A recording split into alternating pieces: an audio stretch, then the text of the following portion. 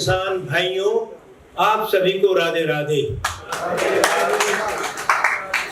जहां तक बात बोलने की है, मुझे पता है कि मैं अच्छा वक्ता नहीं हूं, लेकिन जैसे मैं आप लोगों को देख रहा हूं, जिस लगन से, जिस ध्यान से, जिस भाव से आप लगातार इन वक्ताओं को सुनते रहे हो, उससे देख के मुझे बहुत खुशी हुई। मैं वहां इसलिए जाके बैठा था कि जिससे मैं इनको सुन सकूं। मेरी गर्दन तिरछी होती तो मुश्किल होता है, इसलिए मैं वहां बैठा और मुझे मैडम ने कहा कि हमने तो यहाँ बैठना है, थैंक यू सो मच। अब बात ये आती है, भाई देखो, वैसे जब क्लास लंबी होती है तो क्या होता है, मास्टर जी कुछ भी कहे ऊपर से जाना शुरू हो जाता है।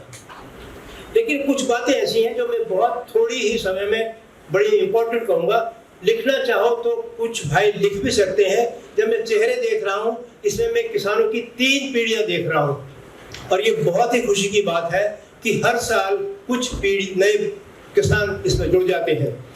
देखिए, जो भी हम आज हैं वो हम अपने माता पिता और टीचर्स के कारण है।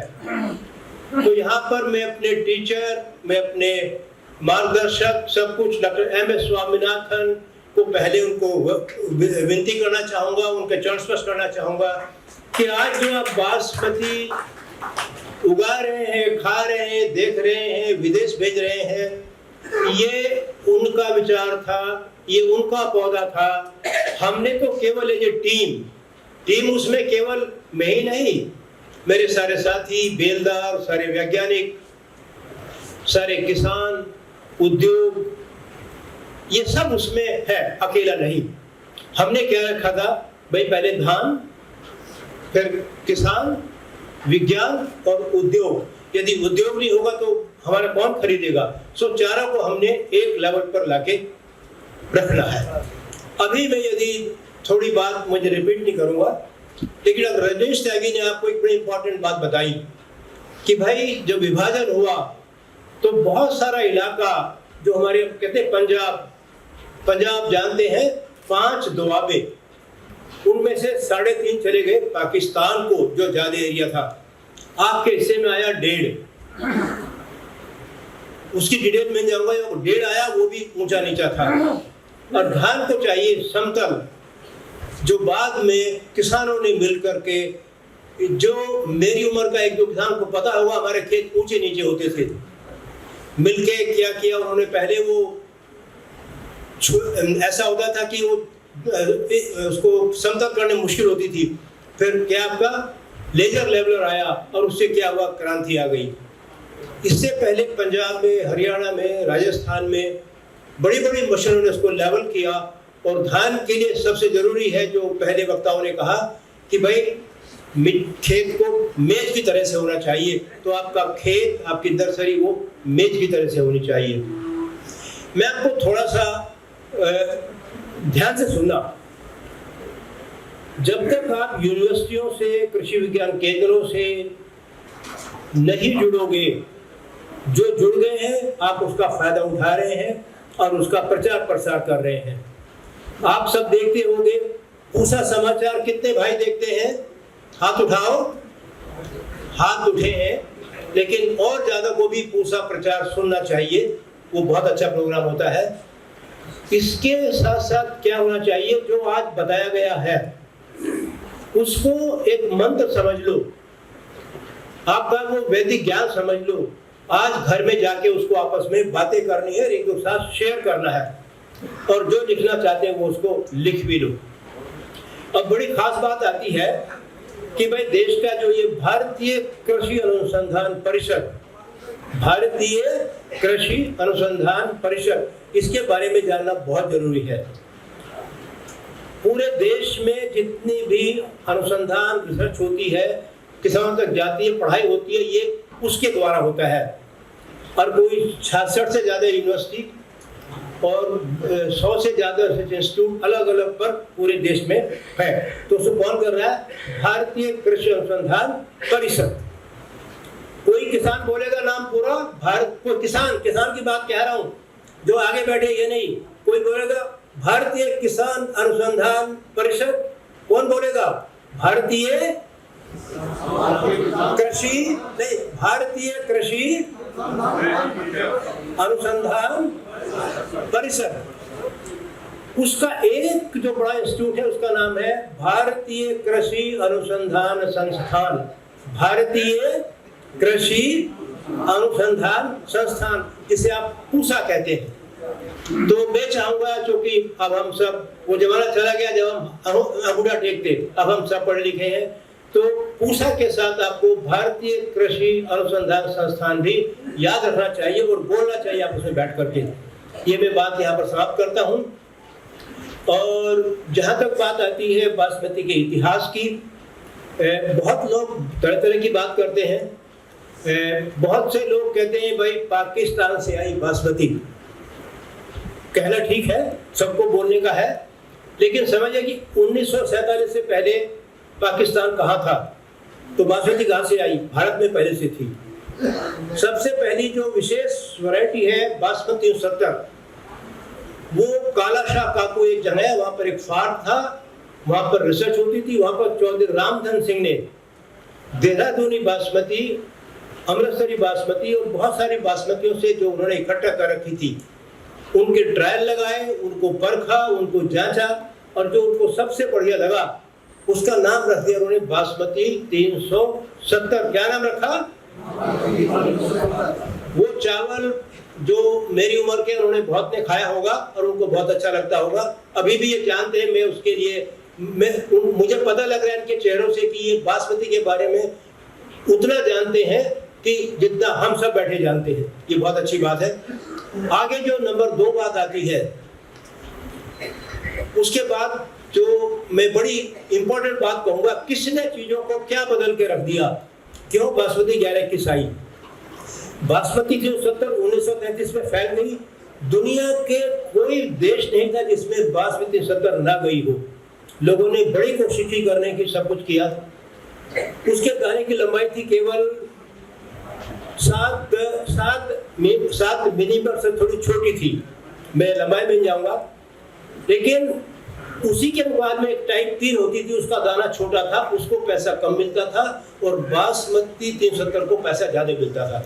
इसका मतलब है कि दाने की लंबाई ने बाजार में उसकी महत्व था।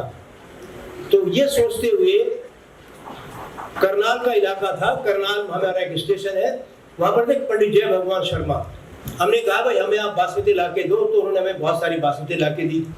जब हमने लगाई तो उसमें 2 तरह की निकली, एक बासमती 69 और दूसरी जो सारी वो एक थी, उसका दाना लंबा था, उससे देर से पकती थी कि दाना थोड़ा 7 मिलीमीटर ज्यादा था। बस बात ये हुई कि वो जो लंबा दाना था वो हमने यूनाइटेड वेस्टलैंड को दिया, उसका नाम रखा करनाल लोकल। हमने उनको पूरी जानकारी दी, कैसे लगाओगे, कैसे बीज बनाओगे, जो सब ने इन्होंने बताया। उन्होंने उसको माना, और जब उन्होंने माना उसको, वो आया हमारे पास दिसंबर में नहीं, वो आया हमारे पास मार्च 1984 में।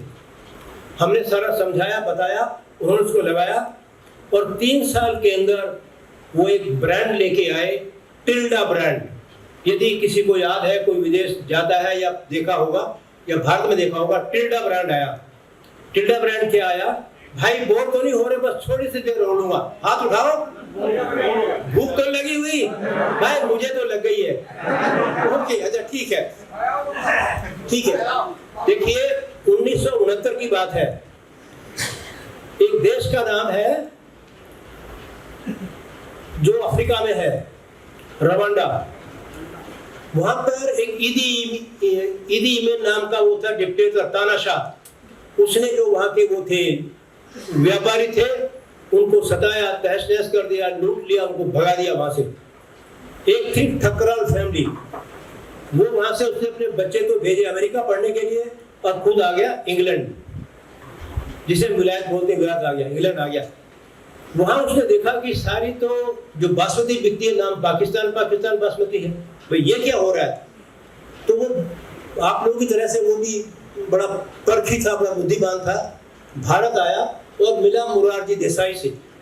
मुरारजी देसाई प्रधानमंत्री होते थे। उसने सारी बात समझाई, बताई, क्योंकि दोनों एक लेवल पर थे। जल्दी बात समझ में आ गई। क्या चाहते हो? कहते हैं मैं एक मिल लगाना चाहता हूँ। तो उसको उन्होंने मिल के लिए स्थान दिया। और मिल कहाँ से आया? जापान से, सटा के कंपनी। और जो सटाई कंपनी फिर जो उन्होंने सब कुछ किया उसको, पहले तो मिल वैसे होते थे ना वो, तो सब कुछ क्या हुआ मेरा। मैं ये क्या बताना चाहता हूँ कि दाने की लंबाई बहुत जरूरी है। उस दाने की लंबाई को ध्यान रखते हुए हमने, जिसे हम मुच्छल तुड़ल कहते हैं, बासमती बनाई 1989 में, 1989 में, और उसको बनाने में लगे कोई 21 साल।